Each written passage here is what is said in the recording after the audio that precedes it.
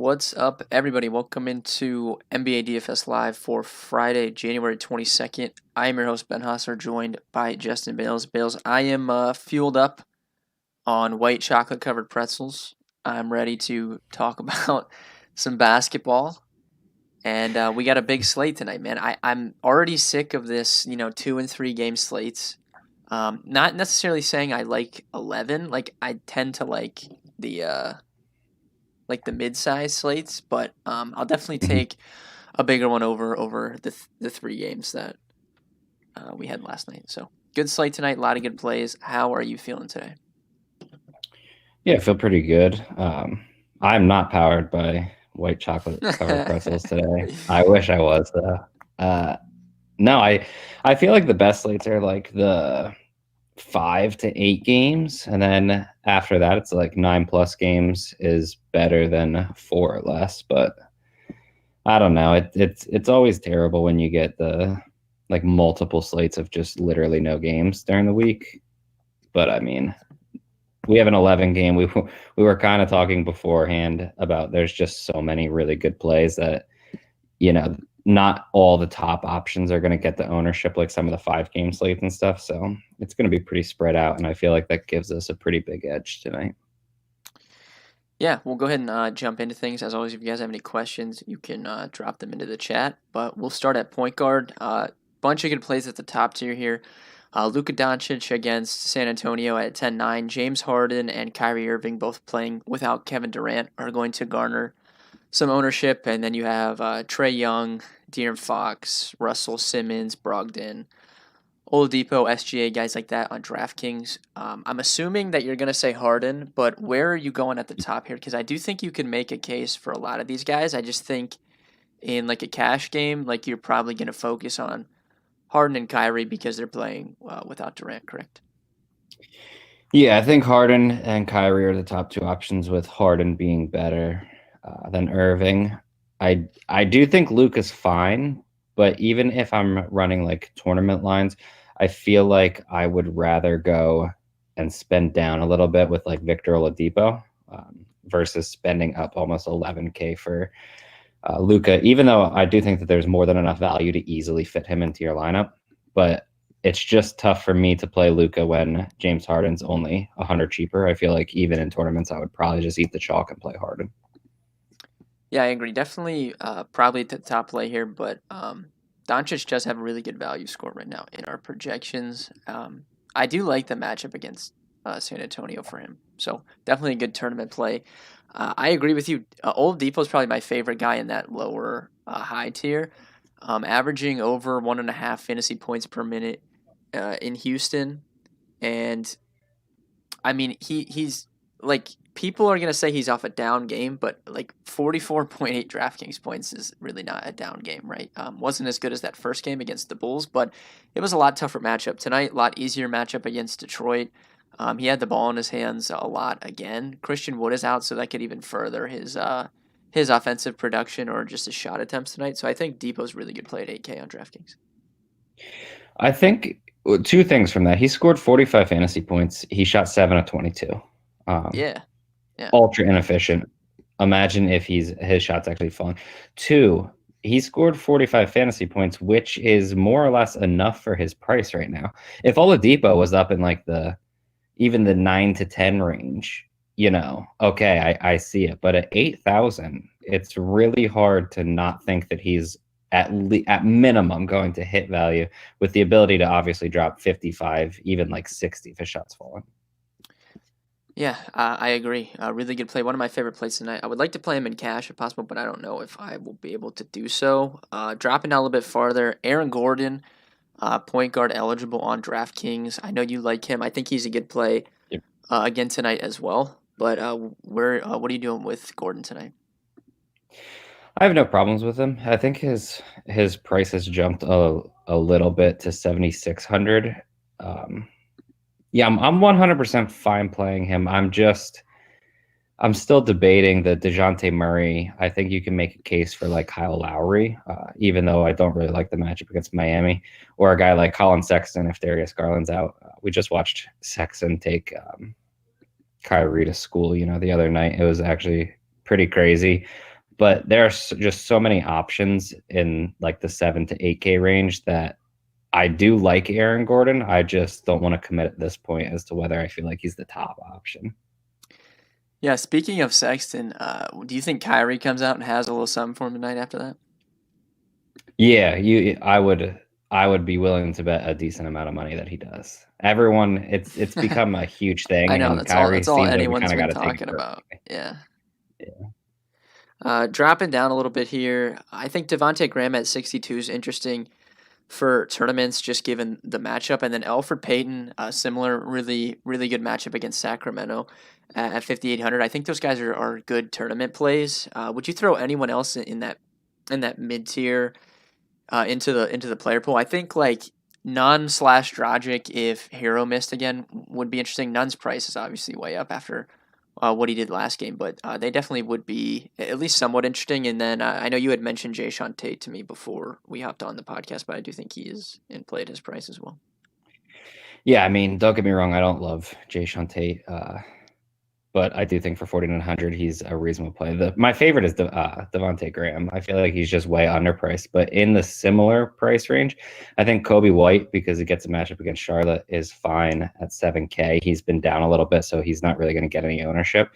And Terry Rozier at 6,700 is in a similar spot to Graham, where they kind of go overlooked for LaMelo Ball, which I understand because Ball is such a promising rookie. But Rozier and Graham are still playing the massive minutes, and they're both really good players. So they're a little underpriced.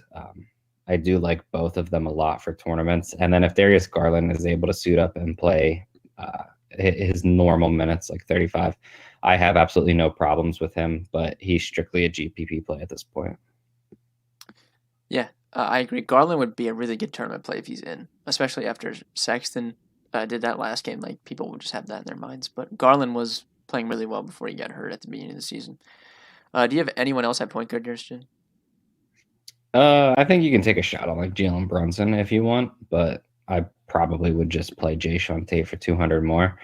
I think that either one of them are decent, but that's probably as low as I go. I feel like there's a good amount of value, just not a point guard tonight. Yeah, I agree. I would lean Tate over Brunson. It feels like they really are going to need him again tonight with Wood out. He can play alongside Tucker, Boogie, or whatever they want to do there. So I do think he's a good play. We'll move to shooting guard. Obviously, some of the same names here. James Harden leads us off at the top. Zach LaVine, massive price tag at 9,500 on DraftKings. Paul George, D'Angelo Russell, Jaylen Brown, Oladipo. At the top tier of shooting guard, where are you looking? I think George is definitely interesting. Little revenge narrative there against OKC. I think he's interesting, but he just never seems to crack my cash game pool while he's at that price. I would probably rather drop down to Oladipo. Russell, I think, could maybe get some ownership given what he did against Atlanta the last time they played, and then obviously Jaylen Brown still without Tatum is obviously a good play. Yeah, I mean, it's tough because I'm fine with literally all of them. The guy that you didn't really talk too much about is Zach LaVine. I feel like if I'm playing tournaments, LaVine's the kind of guy that I want tonight if I'm going to pay up here and have it not really be Harden. But I think my top three would probably be Harden, Oladipo, and then Jaylen Brown. And then, if I can get up to Zach LaVine, I do really like him. I'm fine with Paul George. I get the revenge narrative, but for 200 more, I just feel like Zach LaVine has much more upside. And I feel like people kind of get lost in the shuffle to the point where like Zach LaVine is quietly creeping his way up the MVP race. It's really weird because I mean, I wasn't expecting saying anything that ridiculous coming into the season, but his odds just kind of keep creeping up and up and up. Yeah, no, I mean, people are definitely sleeping on what he's been doing. I kind of feel like he deserves to be on a better team at this point. Do you agree with that?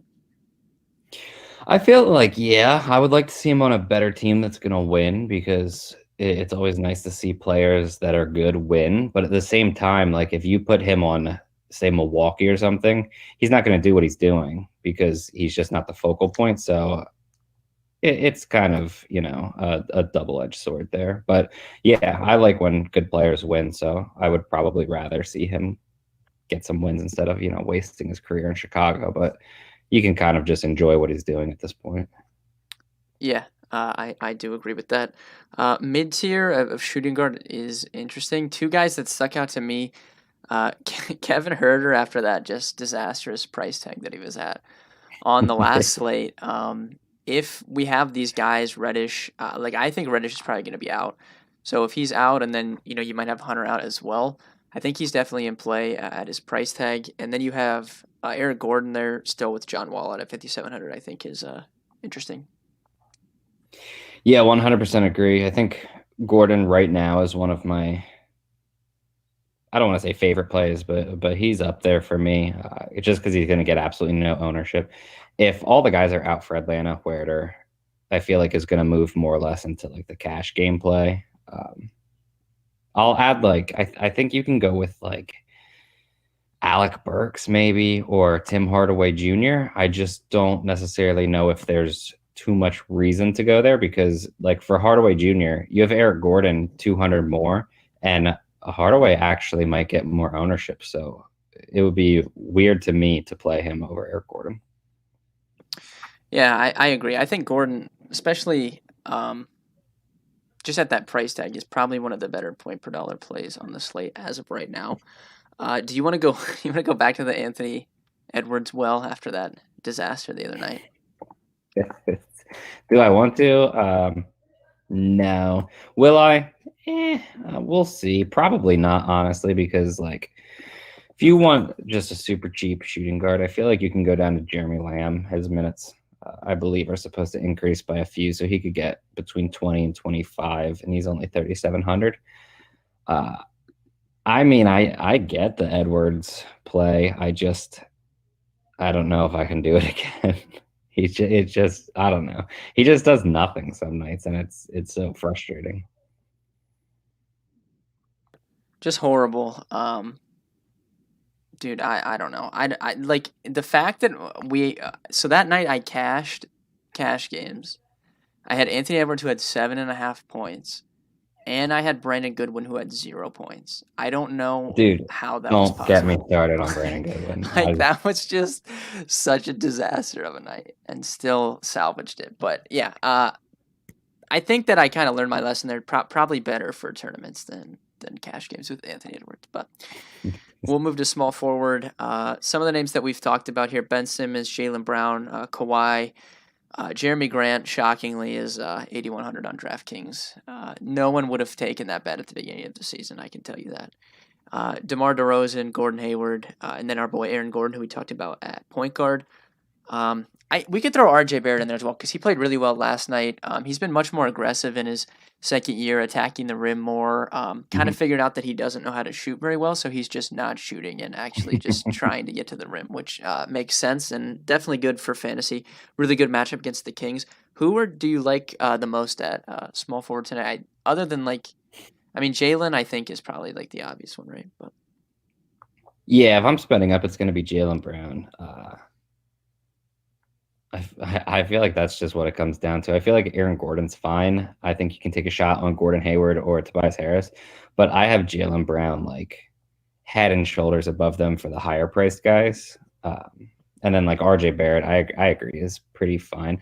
The one guy that I'll add in here that's actually his price is getting up there, and I can't believe it. And I don't know if I want to keep considering it or not. But Chetty Osman, we just should be sitting back and watching what this guy is doing. I feel like he at least should be in the conversation for most improved player, but we clearly know he's not going to be.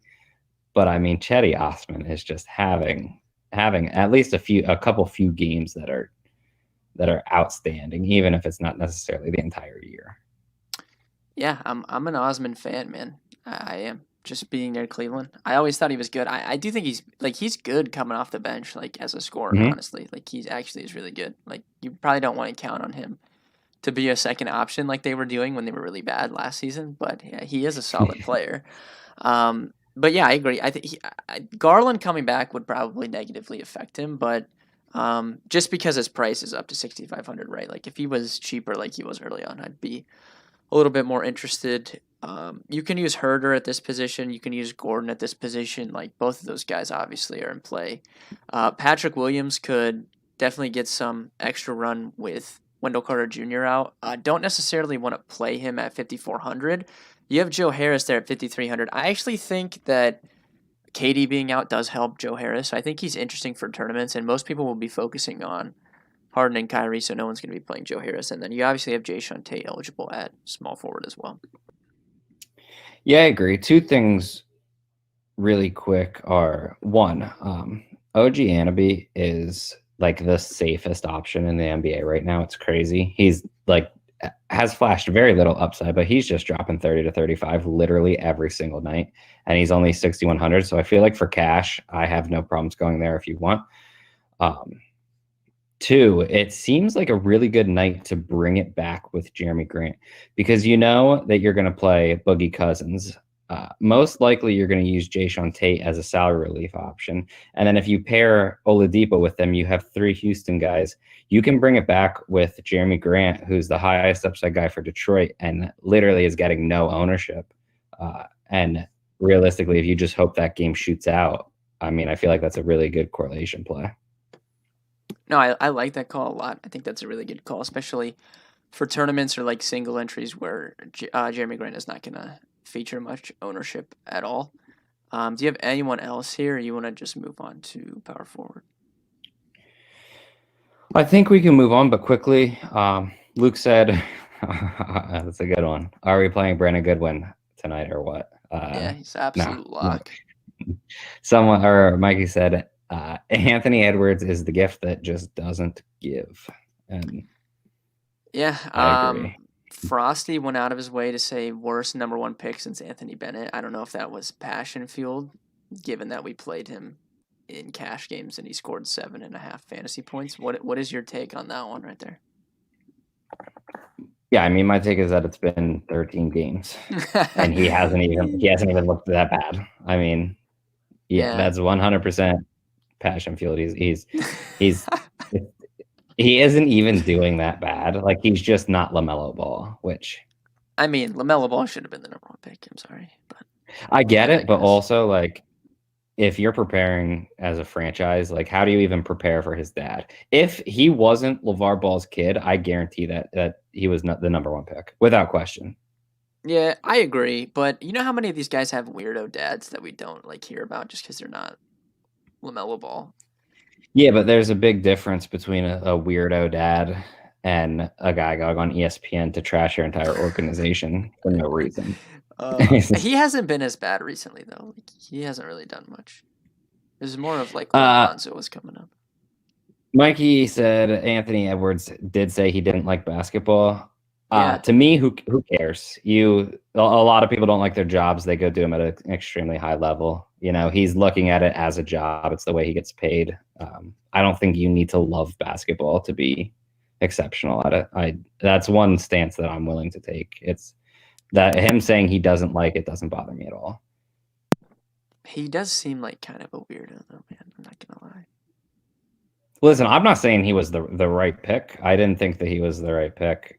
But it just I don't know, to that point does not really do anything for me, honestly. Yeah. All right, we'll move power forward. Big names at the top here. Your boy Julius Randle. I mean, we can't overstate what this man has been doing. Yep. I mean, really, he's my boy because I love Julius Randle. But obviously, a friend of this stream. You have Sabonis at 9.9, and then it drops down to Jeremy Grant at 8,100. So there is like a big gap there. What are you doing with those two at the top? And we kind of talked about Grant. I think Porzingis is a really interesting play against San Antonio as well. So I definitely think he would be on my tournament radar. But are you going to play Sabonis or Randle in your main lineup tonight? I will probably not be playing Sabonis. He's just he's kind of pricing himself out. And I know he has more upside than what 10K shows, but it's just not that often that he hits it. And I don't love the matchup against Orlando. I am much more likely, I believe, to play Julius Randle at 91. But I do think that of the 8K or higher guys, Porzingis is probably my favorite. Yeah, I think he's a really good play. We have him second highest value, projected for 41 DraftKings points. So really good play.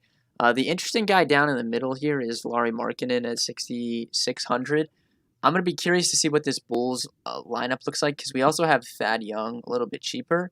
And depending on what this Bulls lineup looks like, you're probably going to get a lot of ownership here, I would guess, just because Wendell's out. And it could be a source of value, especially with Thad Young or potentially Daniel Gafford, who we'll talk about in a minute. So we'll have to wait and see what the Bulls lineup looks like. But like if they came out and they started Laurie Markkinen at center, he would probably become one of the better plays on the slate at his price. Yeah, I agree. To be fair, though, I think that the starting lineup is going to do more for Gafford and Young than it's going to do for Markkinen because even if he's at power forward, I don't really see Charlotte being able to stop him. So I think that as long as Markkinen's starting, which I mean we know that he's going to, he's one of the better plays on the slate in my opinion. Yeah. Donovan kind of seems to like Gafford as well, so that's why I think he might, Mm-hmm. end up starting, which he would be obviously probably the best value play on the slate, I think, at his price if he starts. I also want to talk about Marvin Bagley. You said that you wrote him up. Really good price point against the Knicks.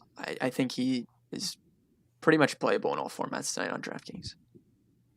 Yeah, I agree. He's finally getting the minutes. I feel like he's going to come with a little more risk if Hassan Whiteside can suit up, but as long as he's playing 30 plus minutes, 5,500 is a little ridiculous of a price tag for him. Yeah. Is there anyone below Thad that you really like? I mean, Thad's 47. I think he's one of the better value plays, I would say. Um, I think you can take a shot on like Marcus Morris at 4.4, Cam Johnson at 4.4, but neither one of them are like elite plays or anything. I don't think PJ Tucker at 4.1 I think is fine just because he's going to get a ton of minutes, but realistically, you're not likely to get a ton of production out of PJ Tucker at this point. Yeah, I'm glad that you brought up Morris. So Batum was listed as questionable with a personal issue, I believe.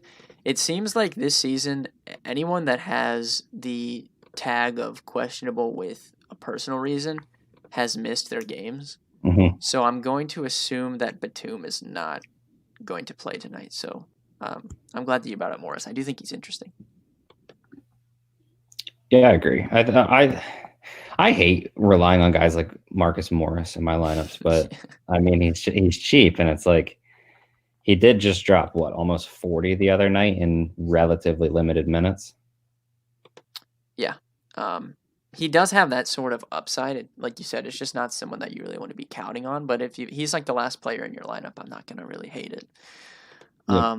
We can move on to center. So center, like we have like some potential really heavy chalk here, right? So with Christian Wood out, everyone is gonna play DeMarcus Cousins. You should be playing DeMarcus Cousins in pretty much all of your lineups. I would say he's averaging around 1.3 fantasy points per minute, which is historically low for DeMarcus Cousins, but still extremely good for someone that's priced at 4,400. So really, the only thing that's going to stop him from destroying 4,400 is an injury or him getting ejected from the game, I would say.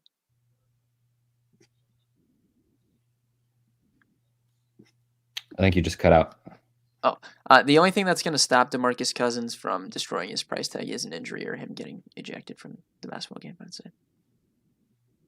I could 100% see him getting ejected, but I at the know, I same know, time, but that's the only thing. Like that's not I a reason not to play him. Like you should yeah. be playing him on pretty much all of your lineups, I would say. Yeah. Marty said kind of like Draymond last night, getting That was ejected, and horrible, dude. That was not they worthy of an ejection. they rescinded his technical, so they basically said they rejected him for nothing. Yeah, but what does that do for people that played him in DFS and just got no Yeah, points? It's just nothing. horrible. But yeah, Cousins probably the best play on the slate. You should be playing him. Um, I also like. There's a lot of good center plays today. I really like Yep. Vooch again at 8,900. Really good matchup. He's pretty much the same play that he was the other night, and he was super chalk. And now because it's a bigger slate, I don't think he will be as owned. Clint Capella coming off that monster game against Detroit, I think is a really good play as well. And then we have some of the other guys that we kind of talked about. And then our boy Embiid 10-1. I told you guys he hates Tristan Thompson for whatever reason. Just went out and destroyed him, and now he gets another matchup against him tonight. Yep. I'll add. Did you say Rashawn Holmes? No, so I don't really know what to do with those two. I think they're both good plays, him and Bagley both. It's just tough for me to trust them like in cash, but I do think they're both No, I agree. really good plays. Yeah, Do you strictly agree? Like tournament. Capella should just destroy Naz Reid, right? I mean, Yeah, Minnesota is just atrocious against the center. I have a bet. If you want to go to betkarma.com, you can check out my article. It's about Clint Capella. I don't see anyone for Minnesota just even slowing him down, especially the tear that he's been on. Uh, 83 is just actually getting relatively expensive for him, but he is pretty legit. I'll say Mason Plumlee at 5,300 is also a decent value. I don't have any issues with that in tournaments. I would definitely wouldn't go there in cash, obviously, but decent tournament option. yeah, and then once again, no one's gonna play Nikola Jokic tonight. He's too expensive. Everyone's playing Boogie at center, so that's gonna occupy that spot. I think he's a really good tournament play. Might be my favorite stud, honestly, on the slate in tournaments because I just don't think he's gonna have the ownership. And he's not that far off Yeah. of like Harden or Luca in price, right? Like he's right there at 11K, and I don't see Yeah, why you and wouldn't want to play him.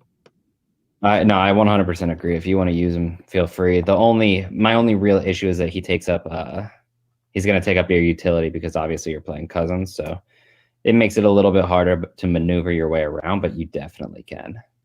Yeah, and some people might be scared because Phoenix has been kind of tough on centers, but he had 49 DraftKings points against them the first time they played. That came in only 30 minutes. So if the game is close and he's going to get his usual 35, 36 minutes, you would feel pretty confident in that, right? Yeah, I agree.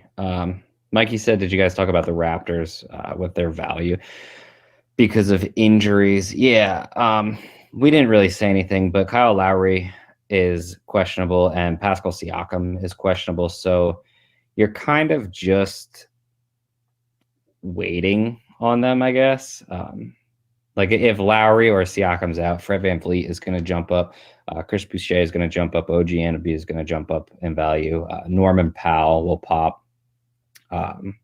Those are probably the guys that you're going to see jump up big time, assuming one of those two's out. I don't know. Is there anyone else that you think, like, do you think Stanley Johnson becomes viable if Siakam can't play? I mean, I'm sure he'll probably be a thing, but the problem with the Raptors are their bench. They have like the worst bench in the league, dude. It's so bad. So Yeah. if one of these guys were out, like I'm sure Norm would probably start again. He started that one time Siakam was out earlier this year. He'll Yep. pop as a good value play and probably someone that we would move to in cash games. But other than like Lowry, Van Vliet, like the big names, like even Boucher, like it's just a tough matchup for him against Miami, right? Like it's not a good matchup for him. He Yeah. struggled the other night against Bam. I would assume he's probably going to struggle against Bam again, even if Siakam's out.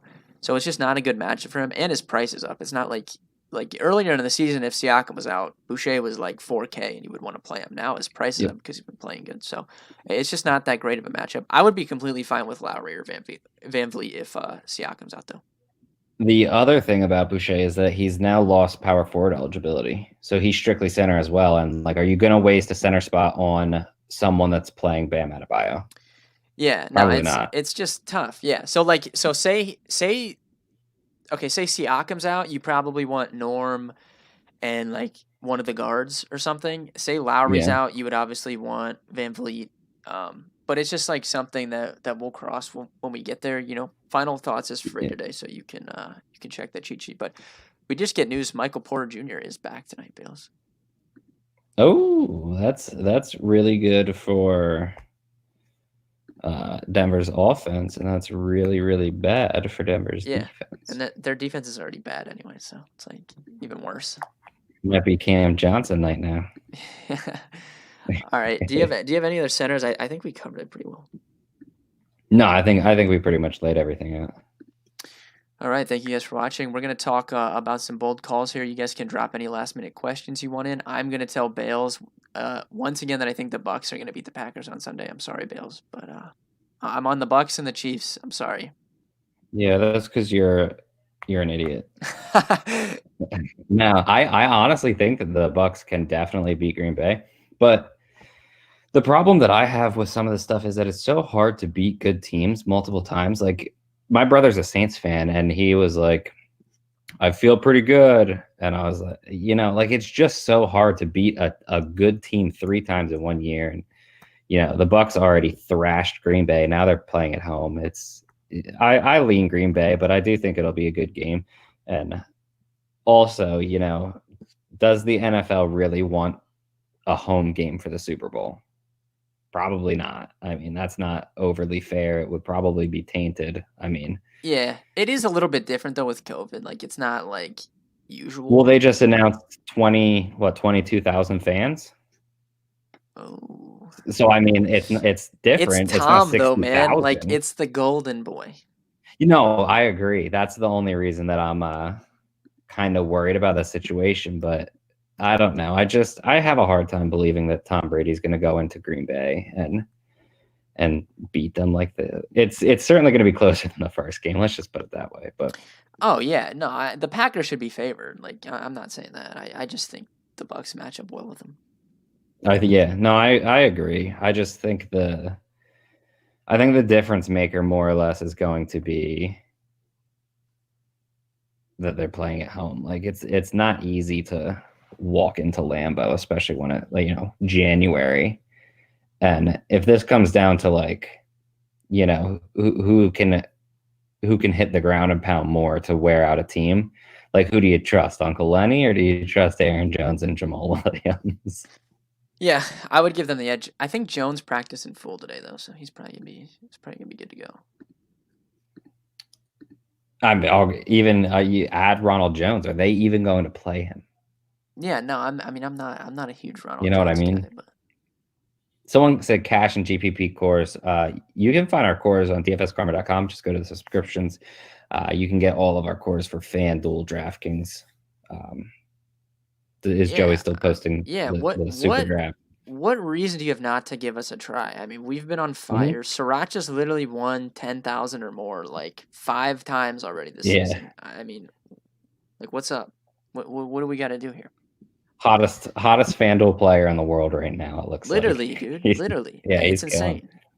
It's not like But he's winning like $5,000 entry tournaments either. Like he's doing it in just like normal tournaments. yeah, like real ones that a lot of people can actually play on a nightly basis. Yeah. All right, give me a bold call before we head out of here. Bold call. I'll go Devontae Graham scores 50 plus against Chicago. Fantasy points. That is bold. Obviously not. 50. I'm gonna go Capella. What did he do the other night? 25 and 25. I'm gonna say he does that again. Yeah, that's pretty bold. Dude, Nasri does no shot. I'm sorry. No I chance agree. of containing that. Completely agree. All right, thank you guys for watching. If you guys have any more questions, you can hit us up in Discord. Good luck tonight. We'll see you guys on Monday.